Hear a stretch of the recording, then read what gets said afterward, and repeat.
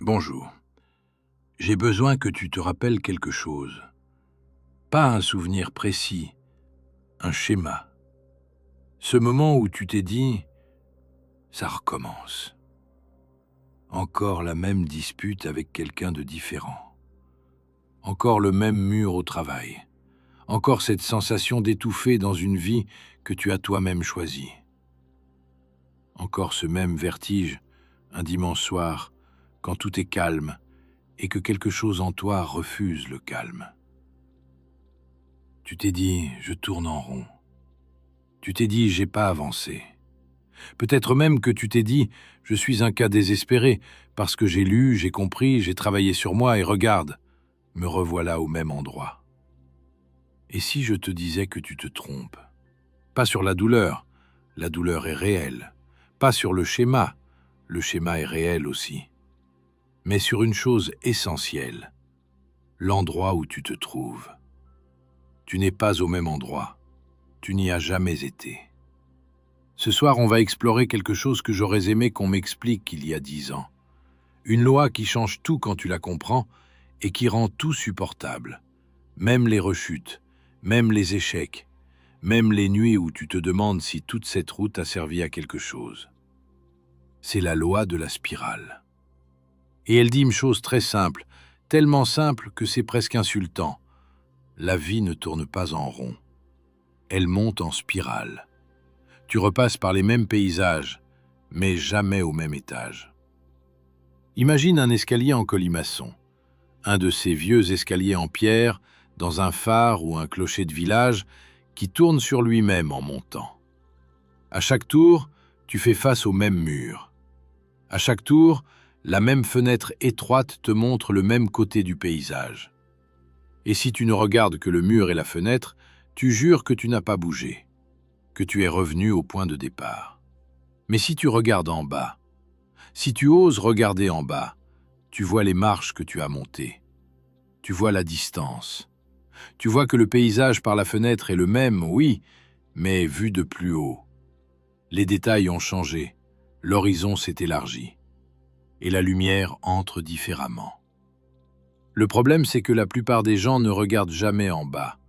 Ils fixent le mur, ils reconnaissent la fenêtre, et ils concluent « je n'ai pas avancé ».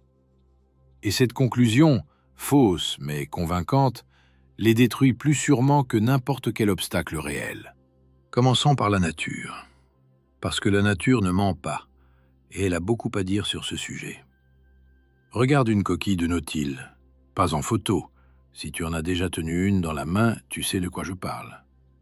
Cette spirale parfaite qui s'enroule depuis un centre minuscule et s'élargit vers l'extérieur, chambre après chambre. L'animal qui vit dedans ne revient jamais dans les chambres précédentes. Il les construit, il les habite un temps, et quand il a grandi, il en construit une plus grande. L'ancienne reste là, derrière lui, scellée. Elle fait partie de la structure. Elle porte le poids de tout ce qui suit.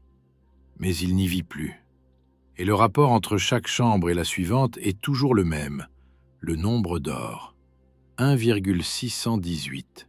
Ce nombre qu'on retrouve dans les tournesols, dans les galaxies, dans la disposition des feuilles sur une tige, dans les proportions du corps humain. La nature ne fait pas les choses au hasard. Quand elle choisit la spirale comme forme fondamentale, et elle la choisit partout, des coquillages aux ouragans en passant par l'ADN, c'est qu'il y a une raison. La spirale est la forme du mouvement qui avance en revenant, du progrès qui inclut la répétition, de la croissance qui n'efface pas les étapes précédentes, mais les intègre. Ton ADN est une double hélice, une spirale. Le code même de ce que tu es, la chose la plus intime et la plus fondamentale qui te constitue, est enroulée en spirale. Comme si la vie avait écrit dans ta chair que tourner en rond n'existe pas, que ce qui ressemble à un cercle vu de côté est toujours une montée vue de dessus. Mais bon, c'est facile de regarder des coquillages et de se sentir inspiré. Ça devient plus compliqué quand c'est ta propre vie qui ressemble à un disque rayé. Alors parlons de ça. Parlons de la femme que j'ai rencontrée il y a quelques années. Elle s'appelait Nadia, 34 ans, infirmière de nuit, Visage fatigué, mais yeux vivants. Ces yeux de gens qui ont trop vu, mais qui n'ont pas encore fermé la porte. Nadia avait un schéma. Elle le connaissait par cœur. Elle pouvait le réciter comme un poème qu'on n'a jamais choisi d'apprendre. Ça commençait toujours pareil. Elle rencontrait quelqu'un, un homme intelligent, drôle, un peu abîmé, le genre qui te regarde comme si tu étais la réponse à une question qu'il ne sait pas formuler. Les premières semaines étaient vertigineuses. Elle donnait tout. Elle avait cette capacité à s'ouvrir complètement, sans calcul, sans protection, comme quelqu'un qui enlève son manteau en plein hiver parce qu'un rayon de soleil est apparu. Et puis, toujours et puis, l'homme se fermait, progressivement. Des messages qui raccourcissent, les silences qui s'épaississent, les annulations de dernière minute. Et Nadia, qui sentait parfaitement ce qui se passait, qui le voyait venir à 3 semaines de distance, Nadia donnait encore plus, comme si, en versant davantage d'elle-même dans le trou, elle pouvait le combler. Et évidemment, le trou avalait tout sans jamais se remplir. Et puis la faim, toujours le même genre de faim. Pas une explosion, un essoufflement. L'homme qui part en s'excusant à peine, et Nadia seule dans son appartement, avec cette phrase qui revient « ça recommence ». Quand elle m'a raconté ça, elle a dit « c'est la 4e fois ». 4 hommes différents, 4 visages, 4 voix, et exactement le même scénario. À quoi ça sert que je comprenne le schéma si je le répète quand même? Et c'est là que j'ai fait une erreur. J'ai failli lui dire ce qu'on dit toujours dans ces cas-là. Tu attires ce que tu n'as pas résolu. C'est le miroir de tes blessures. Travaille sur toi et ça changera. J'ai failli. Et puis j'ai regardé son visage et j'ai vu quelque chose que cette phrase n'aurait pas pu contenir. Parce que Nadia avait travaillé sur elle. C'est ça que personne ne voyait. Elle avait fait de la thérapie après le 2e. Elle avait lu, réfléchi, tenu un journal. Elle s'était posé les questions inconfortables sur son père, sur sa façon d'aimer, sur ce besoin de sauver les gens qui ne veulent pas être sauvés. Elle avait compris, vraiment compris. Et le 3e était arrivé quand même. Et le 4e après. Alors soit la compréhension ne sert à rien, et ça je refuse de le croire, soit il se passe autre chose. Quelque chose que la vision du cercle ne peut pas expliquer. Voici ce que j'ai fini par lui dire. Je lui ai dit « Raconte-moi la première fois, et raconte-moi la 4e. » Et en racontant, elle a vu. La première fois, elle était restée 2 ans.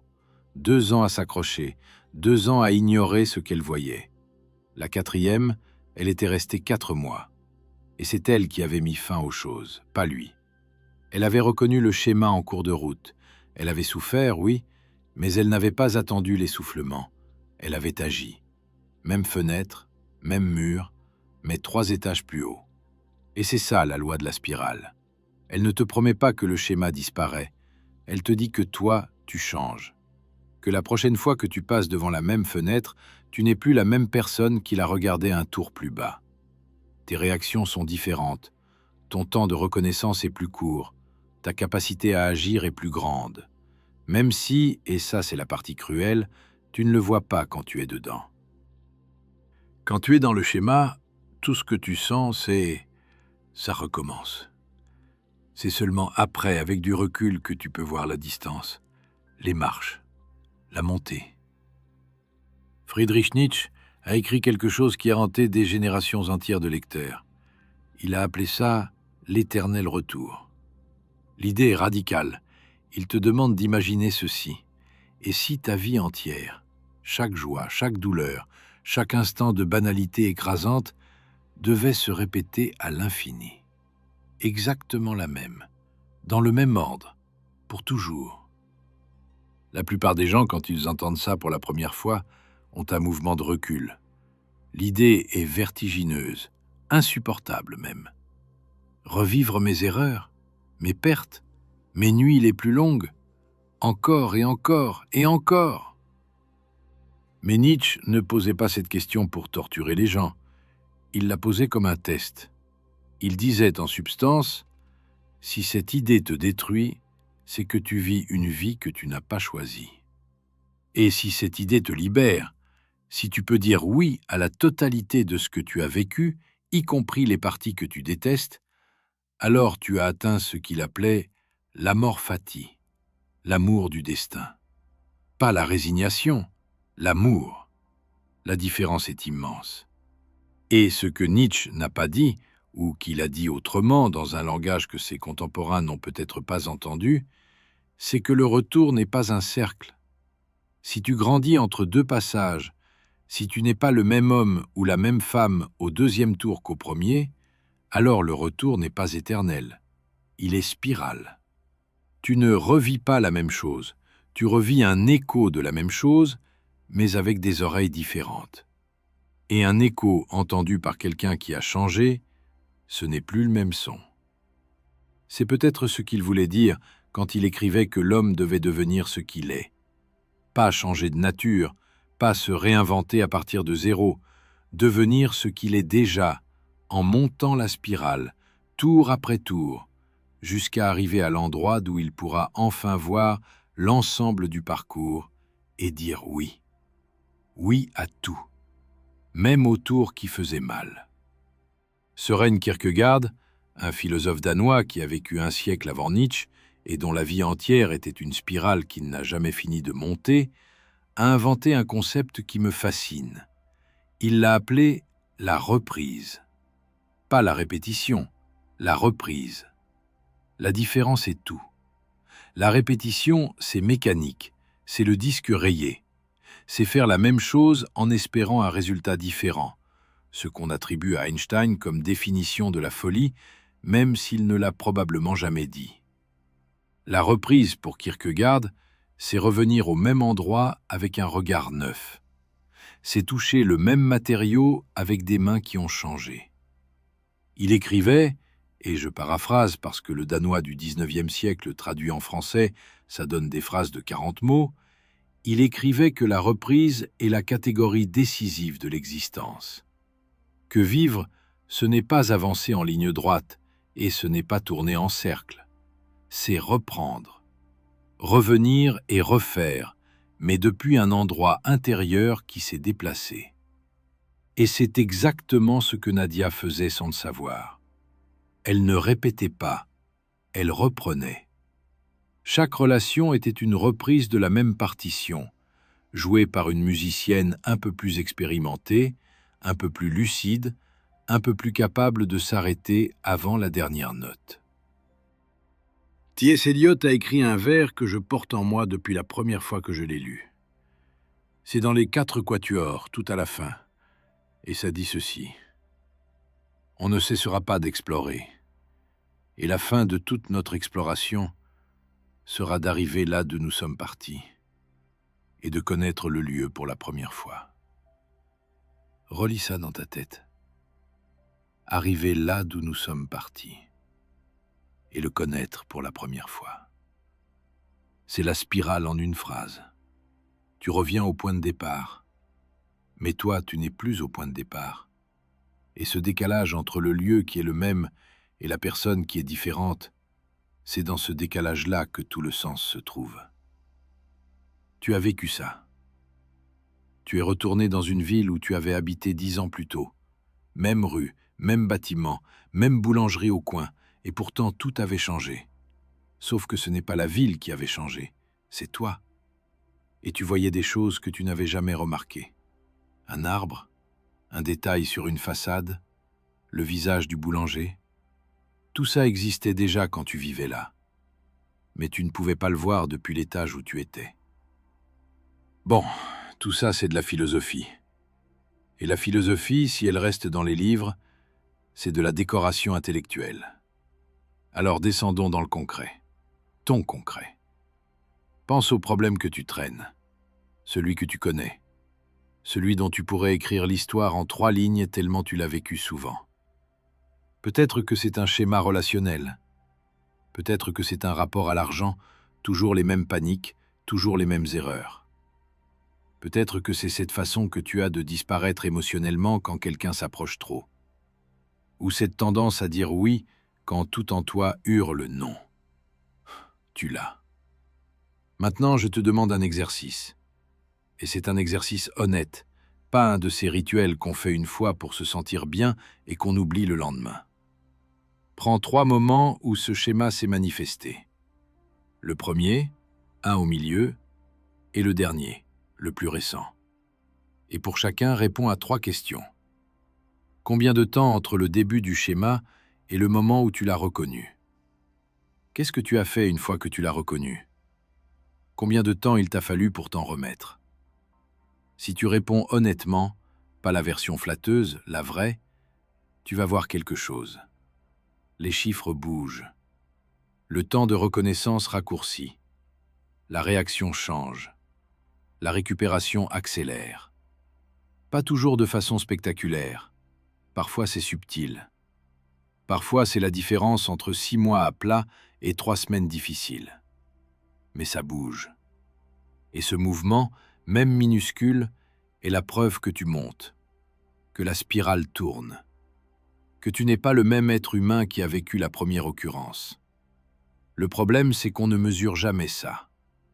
On mesure si le schéma revient, oui ou non.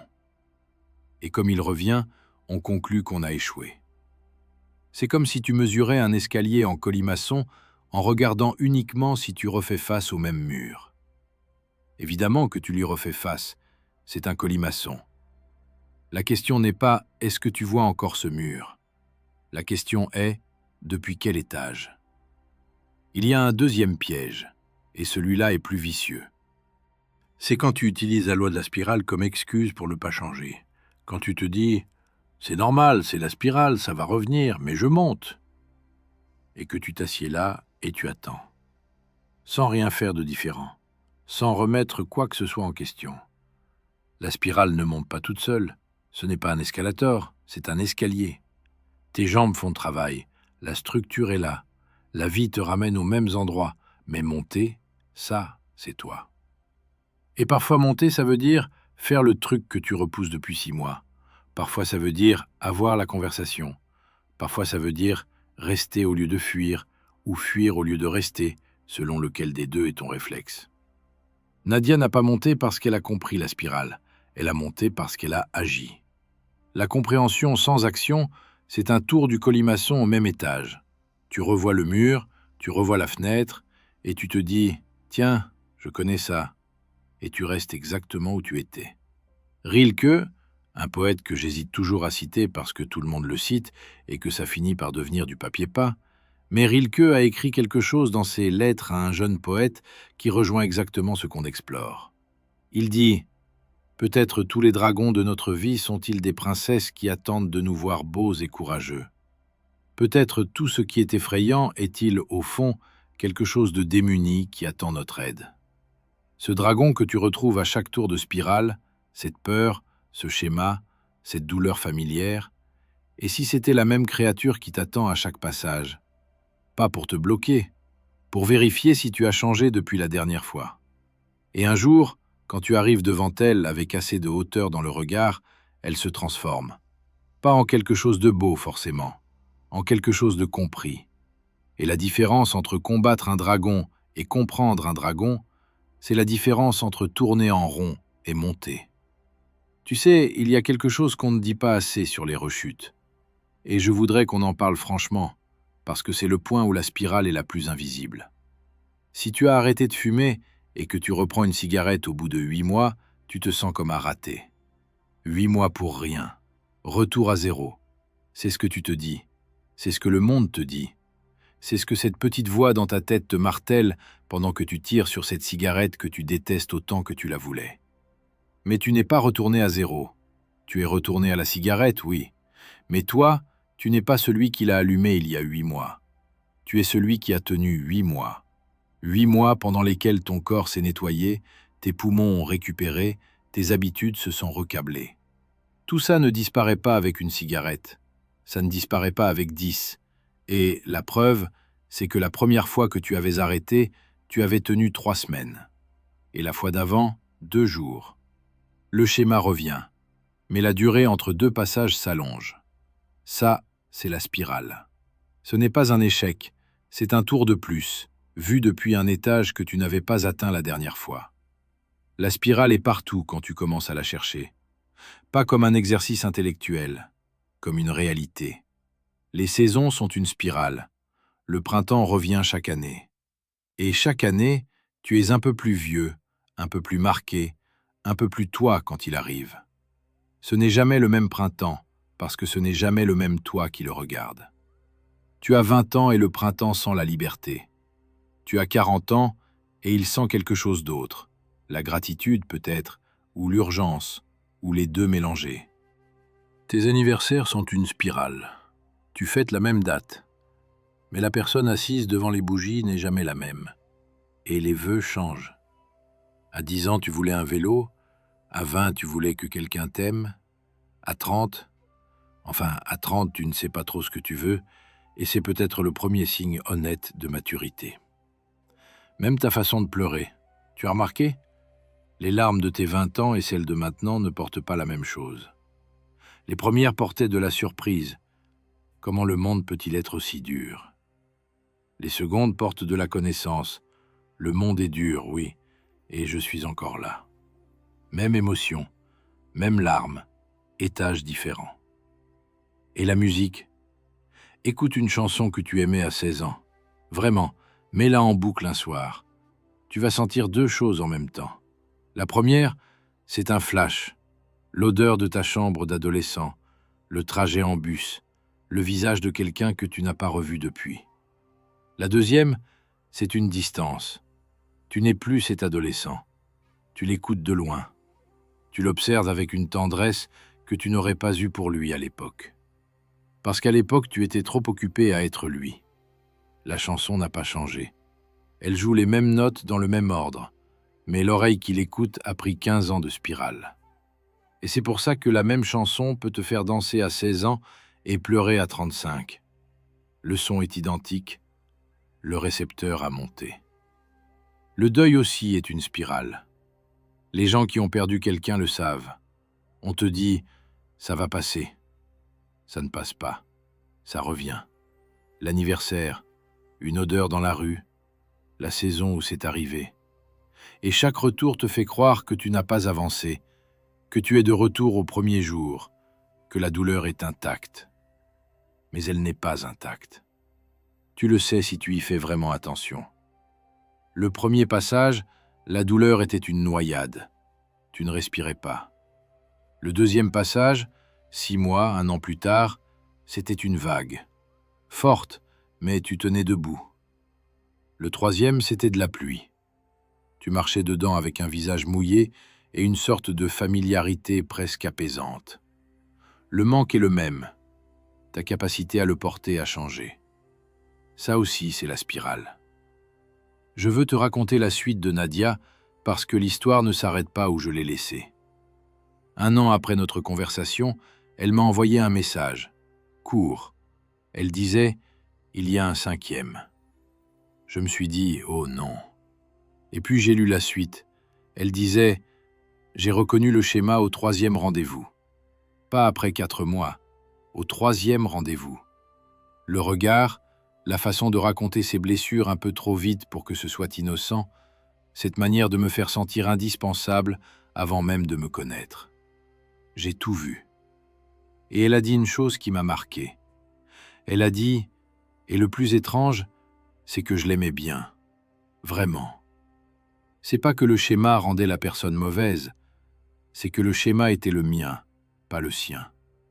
Et pour la première fois, j'ai pu regarder quelqu'un en me disant « Tu me plais, mais ce que tu déclenches en moi, je le connais maintenant. Et je choisis de ne pas entrer dans cette danse. Pas parce que tu ne vaux rien, parce que je vaux quelque chose dans une autre danse. » Et elle n'a pas dit ça avec de la fierté. Elle l'a dit avec une espèce de tristesse douce. Parce que reconnaître le schéma et choisir autrement, ça ne se fait pas sans un deuil. Tu fais le deuil de la version de toi qui aurait foncé tête baissée. Et cette version-là, elle avait ses qualités. Elle était entière, elle donnait sans compter, elle croyait en l'amour comme un enfant croit à la neige. Grandir ne veut pas dire devenir meilleur dans l'absolu. Grandir veut dire devenir plus juste. Et plus juste, parfois, c'est un peu plus triste. Mais Nadia m'a dit aussi, et là elle a souri, elle m'a dit « Par contre, le 6e, il est arrivé 6 mois après. Et celui-là, il ne déclenche rien. Rien du tout. Et c'est terrifiant parce que je ne sais pas quoi faire quand rien ne se déclenche. Je suis tellement habitué au vertige que le calme me fait peur. Et je lui ai dit « Bienvenue à l'étage du dessus. Si tu es encore là, c'est que quelque chose dans tout ça te parle. Si c'est le cas, un abonnement ou un partage, ça m'aide à continuer. Merci. On continue. » Je voudrais qu'on parle du déjà-vu. Pas le concept, pas la théorie, la sensation. Tu connais ce frisson, ce moment où tu vis quelque chose et où tout ton corps te dit « ça, je l'ai déjà vécu ». Pas un souvenir, pas une pensée, quelque chose de plus ancien, comme si une partie de toi qui n'a pas de nom reconnaissait le terrain. La neuroscience a ses explications, un délai de traitement entre les deux hémisphères, un bug temporel dans l'encodage de la mémoire. Et ces explications sont probablement justes. Mais elles ne rendent pas compte de la sensation, parce que la sensation du déjà-vu n'est pas celle d'un bug, c'est celle d'une reconnaissance. C'est ton corps qui te dit « tu es déjà passé par ici ». Et si c'était la spirale qui se manifeste, si le déjà-vu était ce moment où tu passes devant la même fenêtre à un étage différent et où quelque chose en toi, quelque chose de plus vieux que ta mémoire consciente, reconnaît le paysage. Je ne sais pas. Honnêtement, je ne sais pas. Et je me méfie des gens qui savent. Ce que je sais, c'est que la sensation est réelle, que des millions de personnes la vivent, et qu'elle porte en elle quelque chose qui ressemble à de l'espoir. Si j'ai déjà été ici, alors j'ai survécu au tour précédent. Et puis, il y a l'autre sensation, celle qu'on pourrait appeler le déjà-vu inversé. C'est quand tu es dans une situation nouvelle, un nouveau travail, une nouvelle ville, une nouvelle relation, et que tout est objectivement différent de tout ce que tu as connu. Et pourtant quelque chose en toi, quelque chose dans ton ventre te dit « fais attention ». Pas parce que c'est dangereux, parce que c'est familier d'une façon que tu ne peux pas expliquer. Comme si ton corps avait une mémoire que ta tête n'a pas. Les gens qui travaillent dans les urgences connaissent ça. Les infirmières de nuit, comme Nadia, le connaissent. Cette intuition qui te fait dire quelque chose ne va pas avant qu'un seul indicateur clinique ne le confirme. Ce n'est pas de la magie, c'est de la reconnaissance spiralique.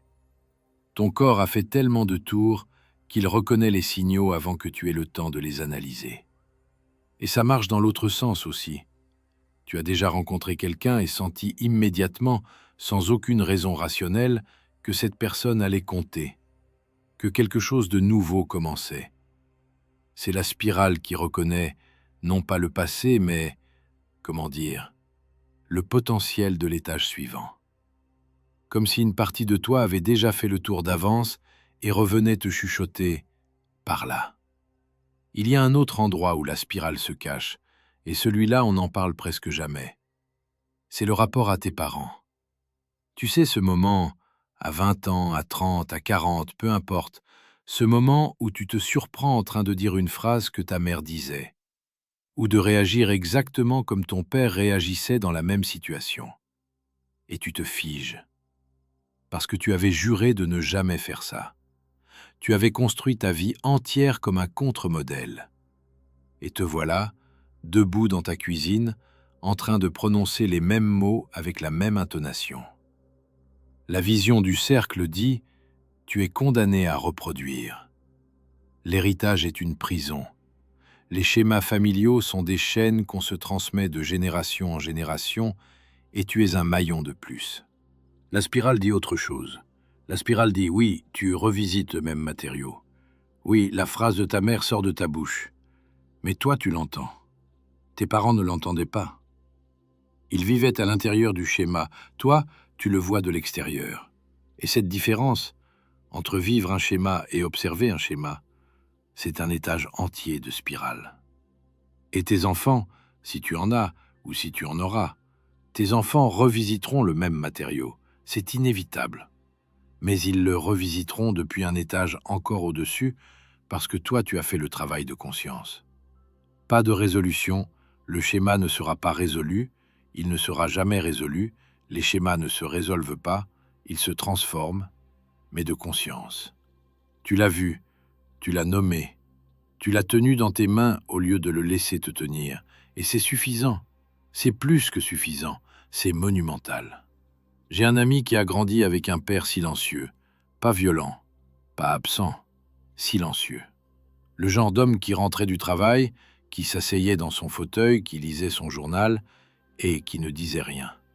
Pendant des années, mon ami a grandi dans ce silence comme on grandit dans un climat. Tu ne le choisis pas, tu ne le remarques même pas. Tu penses que c'est normal parce que c'est tout ce que tu connais. À 42 ans, son fils de 8 ans est venu le voir un soir et lui a dit « Papa, pourquoi tu dis rien quand tu rentres ?» Et mon ami a entendu son propre père dans cette question. Et il a entendu le petit garçon qu'il avait été, qui n'avait jamais posé la question parce qu'à son époque, les enfants ne posaient pas ces questions-là. Et il s'est assis par terre, vraiment par terre dans le couloir, et il a parlé à son fils pendant 1 heure. De tout et de rien. De sa journée, d'un truc marrant qu'il avait vu dans le métro, de la forme des nuages ce matin-là. Et en racontant ces banalités à voix haute, il brisait un silence de 3 générations. Pas avec un discours, avec un mardi soir ordinaire. Même fenêtre, le silence d'un père. Même mur, un enfant qui attend. Mais un étage au-dessus, parce que cette fois le père a entendu la question. Il y a un 3e piège dont je veux te parler. C'est la comparaison. Tu regardes autour de toi et tu vois des gens qui semblent avancer en ligne droite. Promotion, mariage, maison, enfants, chaque année un nouveau palier, une progression visible et logique. Et toi, tu as l'impression de zigzaguer, de revenir en arrière, de défaire ce que tu avais construit. Tu te compares et tu perds. Mais la ligne droite n'existe pas. Elle n'existe pour personne. Ce que tu vois chez les autres, c'est la projection extérieure d'une spirale intérieure que tu ne connais pas. Le collègue qui a l'air d'avancer sans accroc, demande-lui un soir, un vrai soir, pas un apéro de surface, comment ça va vraiment. Et tu verras que lui aussi repasse par les mêmes peurs, que lui aussi se réveille certaines nuits avec la conviction que tout va s'écrouler, que lui aussi porte un schéma qu'il n'a pas choisi. La différence, c'est que certains cachent mieux que d'autres. La spirale est démocratique. Tout le monde tourne. Personne n'avance en droite ligne. Les gens qui prétendent le contraire mentent, à eux-mêmes d'abord. Bon, si tout le monde tourne en spirale, est-ce que ça veut dire que tout est écrit ? Que tu es condamné à revisiter les mêmes choses et que ta seule marge de manœuvre, c'est d'espérer les vivre un cran au-dessus ? Non. Et c'est là que la spirale devient vraiment intéressante. Parce qu'il y a des moments, rares mais réels, où la spirale fait un saut. Pas un tour de plus, un saut. Un bond d'un étage entier, parfois de plusieurs, en très peu de temps. Et ces sauts arrivent toujours de la même façon, par une rupture. Une maladie grave qui te force à repenser tout ce que tu prenais pour acquis. Une perte soudaine qui arrache le sol sous tes pieds. Une rencontre, pas amoureuse, pas nécessairement, une rencontre avec quelqu'un ou quelque chose qui te montre un étage que tu ne savais pas exister. Les mystiques appelaient ça l'illumination. Les psychologues appellent ça un insight. Kierkegaard appelait ça le saut. Nietzsche appelait ça le midi, le moment où l'ombre est la plus courte et où tu te vois tel que tu es. Le nom n'a pas d'importance. Ce qui a de l'importance, c'est que tu ne peux pas provoquer ce saut. Tu ne peux pas le planifier, le programmer, le forcer. Les gens qui essaient de forcer les sauts, à grands coups de retraite spirituelle et de substances et de techniques de respiration extrême, ces gens confondent l'expérience avec la transformation. Tu peux vivre quelque chose d'intense sans monter d'un seul étage. Et tu peux monter de 3 étages en épluchant des carottes un mardi soir parce que soudain quelque chose se déplace en toi et que tu vois ce que tu n'avais jamais vu. Les sauts ne se commandent pas, mais ils se préparent. Chaque tour patient de la spirale, chaque fois que tu revisites le schéma avec un peu plus de lucidité, chaque fois que tu restes un peu plus longtemps devant la fenêtre au lieu de te détourner, tu prépares le terrain pour le saut. Tu ne sais pas quand il viendra, mais tu sais que chaque tour le rapproche. C'est peut-être la chose la plus frustrante et la plus réconfortante de cette loi. Le travail est invisible, le progrès est invisible. Et un jour, sans prévenir, tout se voit. Je voudrais finir par quelque chose que Nadia m'a dit la dernière fois qu'on s'est parlé. C'était il y a quelques mois. Elle était avec le 6e, celui qui ne déclenchait rien. Je lui ai demandé comment ça allait, et elle a pris un long moment avant de répondre. Et elle a dit « C'est calme. C'est incroyablement calme. Des fois, je m'ennuie. Enfin non, c'est pas que je m'ennuie, c'est que mon corps cherche encore le vertige. Mon corps s'attend encore à la chute. Et quand la chute ne vient pas, il se sent un peu perdu. Comme un soldat qui rentre chez lui après la guerre et qui sursaute quand une porte claque. » Et puis elle a dit « Mais tu sais quoi? Je crois que c'est ça, monter. C'est pas se sentir bien, c'est se sentir bizarre dans le bien. C'est être un peu maladroite dans le calme parce que tu ne connais que la tempête. Et apprendre doucement à habiter un étage où le plancher ne tremble pas. Alors la prochaine fois que le schéma revient, et il reviendra, ce soir peut-être, demain, la semaine prochaine, la prochaine fois que tu te dis « ça recommence », que cette lassitude familière s'installe et que cette voix te dit « tu n'as pas changé », regarde en bas, compte les marches, et souviens-toi que ce mur que tu le vois depuis un endroit que tu n'avais jamais atteint. Ce n'est pas un cercle, ça n'a jamais été un cercle, c'est une spirale, et tu montes, même quand tu ne le sens pas, même quand personne ne le voit, tu montes.